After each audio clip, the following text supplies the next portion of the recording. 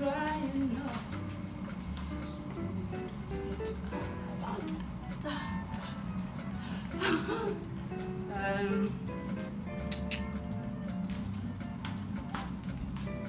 It's tea time. Okay. When I was equator, going down the equator.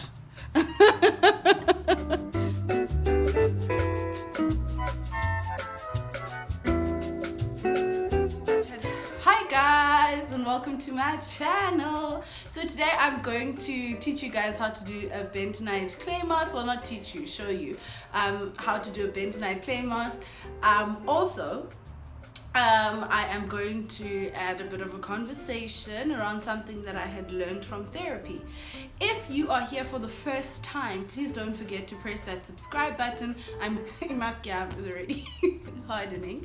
But yeah, thank you if you're back for the second or the third time. And welcome back to Cute Chats, the home for conversation. So this video is actually very different. You'll see it's not just a sit down. And I'm in my gown, guys. It comes on the childish, like no man, I need to work on being sexy equally. So I'm in my gown. That's not the ideal, but I will be doing an apple cider and bentonite clay mask, and these are the things I'll be using. This is bentonite clay, and I will also be using some apple cider vinegar, and I'll quickly show you like what I'll be doing with them. I was reading a poem this morning. It happened to be somebody's caption on Instagram, and it really hit home because it spoke about like enduring pain and like not necessarily enduring pain. It's not romanticizing it. It's about being able to get up after you've really felt like a great sense of pain. And I just wanted to share something that I learned from therapy, and I just know that not everybody goes to therapy, and not everybody gets to experience therapy, but we all learn stuff, and I'm a big fan of sharing the things that I know. So I really hope you guys will enjoy this video. Hey, let's try again. So please don't mind the stuff that's lying around. As I said, I'd be using the bentonite clay as well as the apple cider vinegar, using a tablespoon of each, but you must make sure you use a spoon that is like plastic, because that way it doesn't, and the bowl must also be like either like a ceramic-y or a plastic, because metal actually affects the particles or the chemicals or the whatever of the bentonite clay. So just don't use metal. So I think I'll start with the apple cider. Add a tablespoon of that, right? Into our bowl. Should I have started with the dry ingredient? Probably, because I haven't done this mask in like a year. I've done it once before, and I just wanted to get rid of like that excess oil on my skin. And then you start to mix it. We are mixer. We are. So you mix it, and then so what I'll do is I will then add just a bit of water. I know distilled water is the best, but I don't only got tap water at the moment, you know. So I'm gonna use a bit of that to get it to the right sense of, like, to the right consistency. I don't want to add any more apple cider. So I've got my water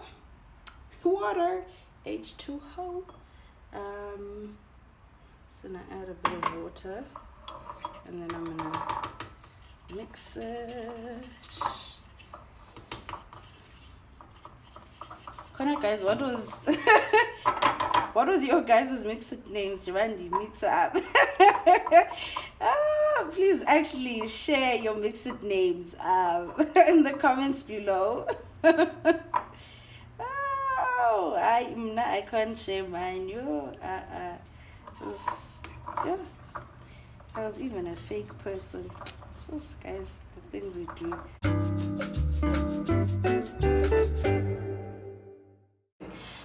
So what I'm gonna do is I am going to Now I put on the mask. I've already washed my face. What I'll do, I'll just wash my hands another time. But yeah, I remember in 2018, something had happened to me, and I had fallen victim to some sort of violence, right? I think if you follow me on Twitter, especially around that time in 2018, around June, July, I had started speaking about this thing that had happened to me, and I was so quick to talk about it because I mean I definitely advocate for things around women, so it just seemed like, oh, okay, I have it figured out. You guys, don't put it close to your eyes. There we go. Don't put it like on your eye, guys. So I had experienced this, and for me, like, I dealt with it in the way that I had learned to deal with everything in my life, and that really is to compartmentalize. Never came across the concept of compartmentalizing emotions because it was just a coping mechanism that clever Kawe had learned as a child. And I think growing up, a lot of people have had their own issues, right? Which led them really to coping with things in certain ways. And I think we should be grateful to the kids that they were able to find like a mechanism to cope. And for me, I think my coping mechanism was compartmentalizing, avoidance, right, as well as compartmentalizing and extreme optimism. I wouldn't say suffer, but like I'm still an extreme optimist, and I personally love that about myself. I was a victim, and I mean, it's quite strange that I say it so easily, but I struggled with saying that because I've always been the strong girl, in the real sense. Like almost nothing, can get me down. And I've understood myself to be that person, and I think some people in my life have understood me to be that person as well.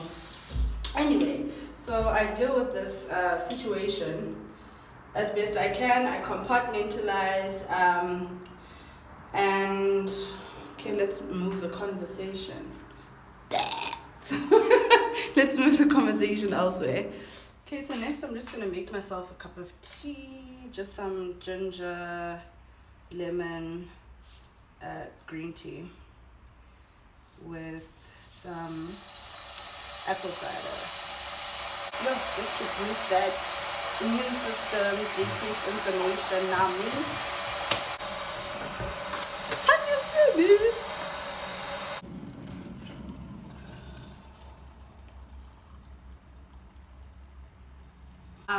Because of just who I am and the fact that to some extent, like, when you grow up being the strong one, the wara, you really think that so you can't be a victim to anything that happens to you in life.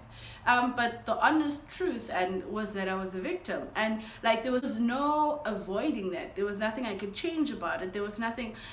It just and it meant that I also felt the feelings of being a victim as well. And so here's the wild thing. For the first time ever, I had decided to be completely vulnerable and let people in, right? To help me. I think my family helped me a lot through the situation. My best friend helped me, like, when I was going through the motions, like, she just sat there. And also my sister sat like on the phone. Like, I was like alone physically going through and sorting through all of these emotions, but I was never alone. Every morning my mother and my sister used to call me to wake me up. In the morning my mom would affirm me. And so you can just imagine, for me, like, that is the most vulnerable. And like everybody had started realizing that I was falling into a depression before I did.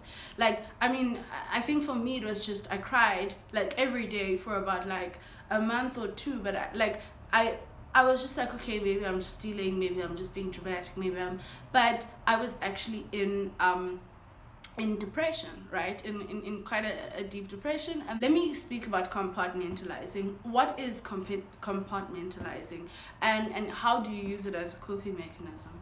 So for me, compartmentalizing, what my therapist had described to me is that you put all of your smaller issues into boxes, and then you put it at the back of your cupboard.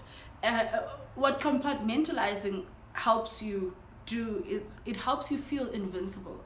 It helps you feel like you're not feeling everything all at once, and it helps you feel like you don't have to deal with some of these things. It makes you feel superhuman, and the truth is that you're not. No matter how strong, no matter how smart and how optimistic, like you can't positive think yourself out of tragedy. Like you it's there, you can be positive and try, but you can't think it away so that it disappears. So that's literally what I used to do. Something used to come, I used to be like, oh, sharp, back of my cupboard, I got things to do. And then so essentially what happens is that when you compartmentalize and you don't feel the emotions in the moment, you put it in your cupboard, at the back of your cupboard, and then what happens is, on one occasion when something happens, boom, stuff starts to fall out the cupboard. Like your cupboard's full. And at that time, I was 21, 22. So can you imagine, I'd never saw the reason to unpack or recognize my feelings, like besides like those stupid like cute romantic, when I was stupid because it was cute and I felt it and whatever, those cute romantic love things, but I'd never felt the need to recognize hurt. And now here I am trying to stuff this one last thing into the cupboard. Oh my word, everything came crashing. Everything came crashing. And I think why mental health is such an important thing is that, so this year at work we had like just a session during lockdown where they spoke about the next wave of a pandemic will be a mental health pandemic. And at first you're a bit like, that's so dramatic, ooh. But it's true, right? And the reason why, and I'll put up a graph like here. This is the mental health continuum. So what it proposes is that mental health moves across a spectrum from healthy to ill. What you see is that you can be healthy, you can be like just a little agitated and whatnot, and then you can move into injured and ill. So what happens is that almost a lot of the time, so when the difference between being in like your healthiest state, like healthy is like it's not an absolutely like sort of high level of optimism. Healthy is like you're balanced, you can deal with situations when and as they come and whatever. But I think for me, a lot of the time now that I'm fine and I'm more on the healthy side, is I move in between healthy and agitated, right? But here's the thing, right? When you haven't dealt with the issues, it's difficult for you to actually sit in the healthy spectrum. Chances are you're highly irritable, easy to anger, easy to be upset, easy to be offended, easy to be, and there you're just like in that zone of being extremely irritable, you know? And so what happens is some events that would have otherwise moved you, when you've got a lot sitting in your agitated, and that becomes sort of like your permanent state. When something happens, right, it can move you right into injured, it can move you right into illness. And I think it's so important to be able to identify that point of this has happened, right? But events and emotions don't work in isolations. There's don't work in isolation. There's patterns, and so something can happen in your life, right? A change is discomforting. Change can cause agitation. Even things in the terms of COVID-19, just you moving from being able to do as and what you want, having to be isolated, having to wear a mask, having to whatever. A mental state is like healthy. You can find that you'll move in between healthy and the next one, and but also understanding that it has different effects for different people, because what does socialization mean for the next person? It can have completely different meanings and completely different value in different people's lives. So it's very possible that it moves you from healthy right to injured, right to ill, or it can move you from slightly agitated into injured, into ill. And then the distinct thing about being in your injured state or your ill state is that that's when you actually need someone to come in and really help you. So for me, this event, what it had done is that I was moving between, I had just gone through a breakup, I was being micromanaged, and do you get what I mean? So at that point, I was operating in this agitated state of being, and then what happened was that this event happened. It could have even moved me from healthy into injured, or healthy into, but it happened. My cupboard was full. Everything started falling out, and I moved straight into injured, injured, I think even bordering on ill, right? So when I went to go see my therapist, and I like to say this to people, that when they go see a therapist, don't think that you're gonna walk in, I'm gonna tell you all my stuff, and Shab, you got it, I'm good. It doesn't work like that. When you go and see a therapist, what they do is, okay, let's open up this cupboard, right? And you know that back with that old shoe that you don't want anyone to see because it's just so gross at the back of your cupboard. What happens is that let's open up, baby girl. Let's see what's in that cupboard. And here you are, dealing with a lot of issues that little cupboard didn't deal with. Things that possibly little Kaya wasn't capable of dealing with herself. So it's not like, why would you compartmentalize? It's very understandable, right? And that's such an important thing of when you go back and when you actually go back and confront these issues. It's not about an anger as to why you did it, why didn't you do X, Y, Z. That little person really did the best that they could, right?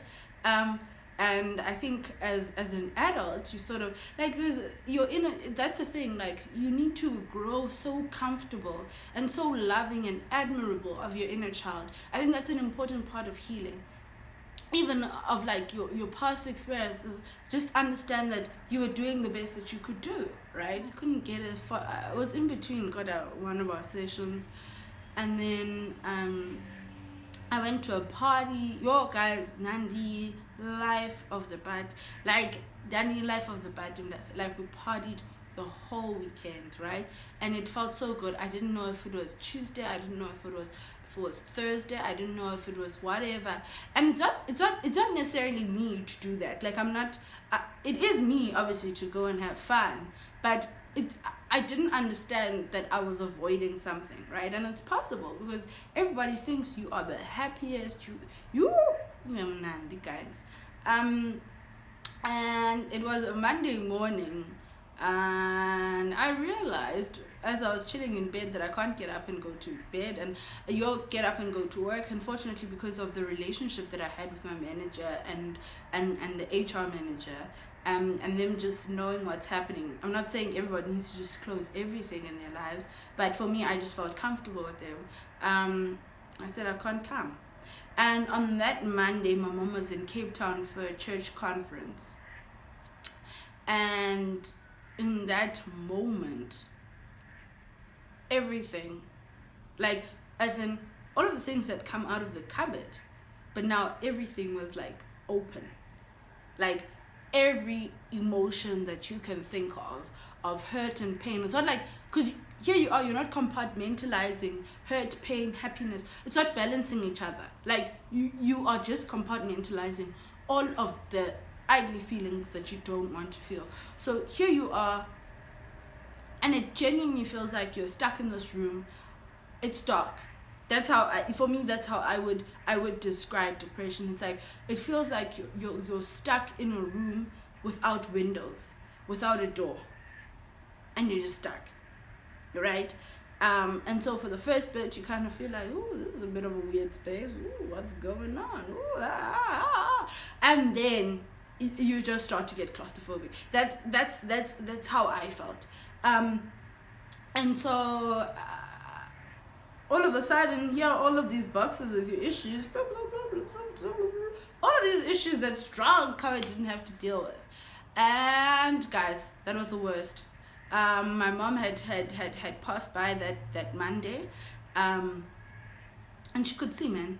She could see, and she even said, "I've never seen you like this." And it was true. I had never been like that in my life. And so what my mom had said, because the first thing that I'd stopped doing really was to stop. Guys, I'm oversharing, God.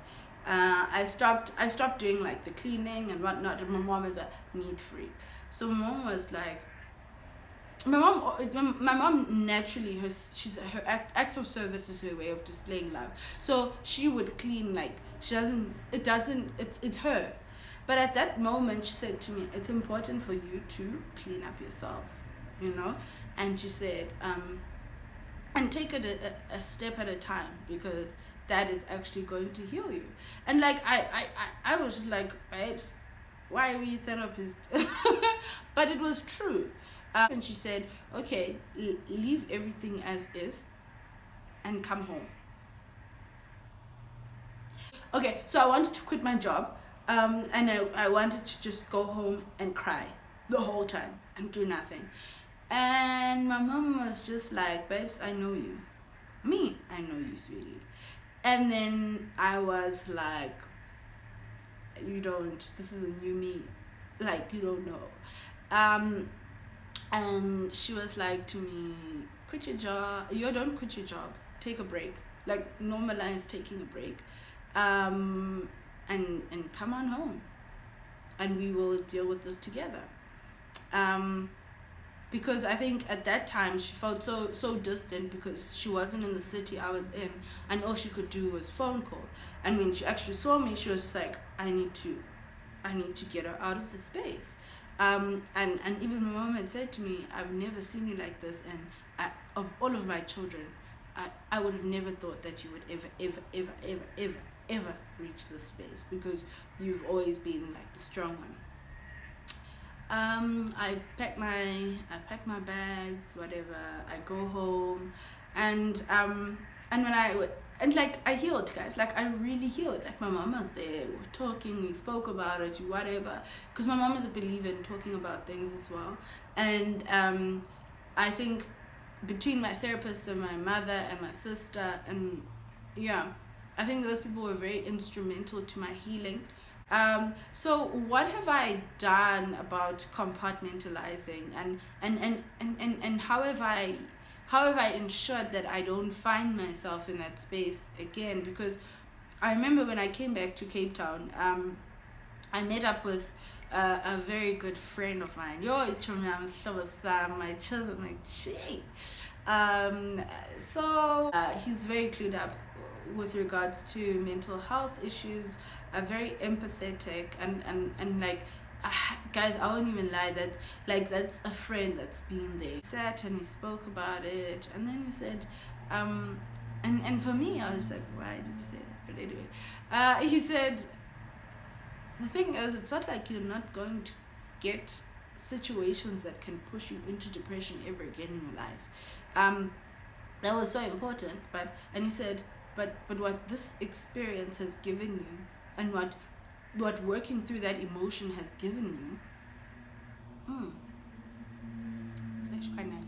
What this experience has given you, and working through the emotion has actually given you, is an ability or the tools to ensure that when you find yourself in a situation or find yourself in a space or that will thrust you, you know what to do, and you know that it is possible to get out. And I think that is something that I carry with me all the time. It's not to say, like, I'm still as optimistic as I am, I'm still as strong as I am, but I also understand myself to be human, and also understand that mental health is a spectrum, and it's so important to know where you are so that you know when you can outsource or call in the extra person. Like, there's absolutely nothing wrong with that. It is so important. I've learned about the dangers of compartmentalizing, like, and it stems really from not being in the moment or allowing yourself to feel in the moment.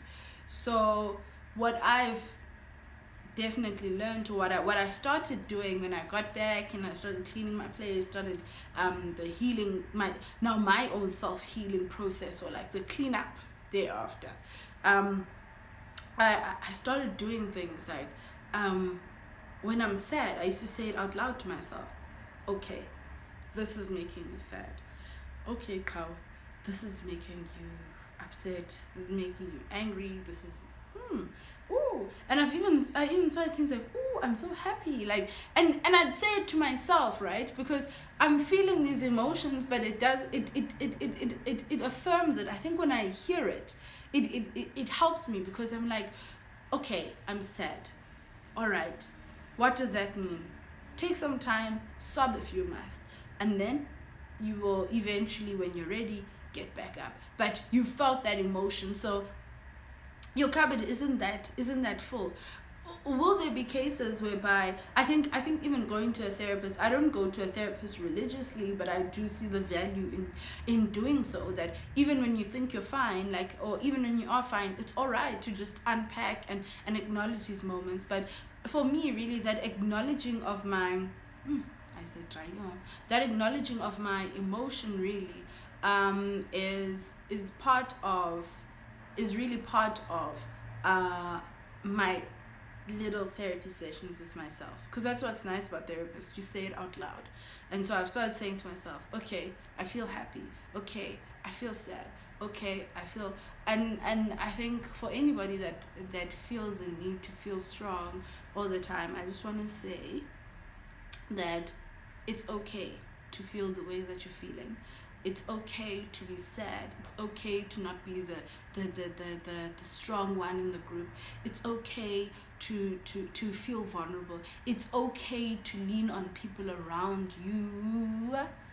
And like the feeling that you're having now, because of COVID, if you're feeling like, oh, I'm usually so happy, but now I'm so sad, it's okay. Like, you're going through a change. It's okay. Like, we're all going through a change. We're in the middle of a pandemic. It's okay. And I would like to encourage you to acknowledge that feeling. What is the feeling that you're feeling? Perhaps it helps if you write it down. Perhaps it helps if you speak about it. But give it a name. Give it language. Understand it. And where is that feeling coming from? Is it from your childhood experiences? Is that why you struggle with being alone? Like, ask yourself those questions, right? And it's absolutely okay to feel all of those things, and it's okay if it's linked to something in your past, or some coping mechanism that the younger version of you like built. They were doing the best they could, right? So now as an adult, let's take it. Take what they've given you. Take the fact that they've managed to get you to this place that you are, where you understand yourself to be strong. You can be vulnerable and strong. You can be hurting and strong. You can be strong. You can be falling apart and strong. Like, and I just think that it's so important for us to actually have these conversations and realize these emotions that we're feeling. So how are you feeling? Like, I'm feeling agitated at times, and that's why I've taken some time off work just to breathe, because that's what I need to breathe. That's it. I need to breathe. I need to do a lot of the things that I want to do that put me in a good space, because it's tiring, and it's okay, because there's a lot of your coping or your balance that is gone. Like a lot of your balance is gone. Number one, socialization. It's fine, absolutely fine. So how are you feeling?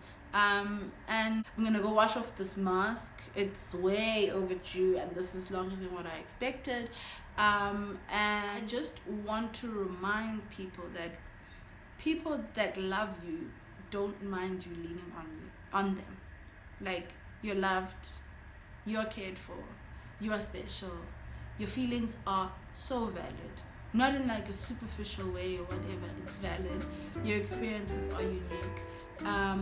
And you, believe it or not, you have the ability to get through what you're going through. And I just wanna sprinkle some love, sprinkle some care, and then go wash off my face mask. Have a lovely day. Mwah! Thank you for tuning in.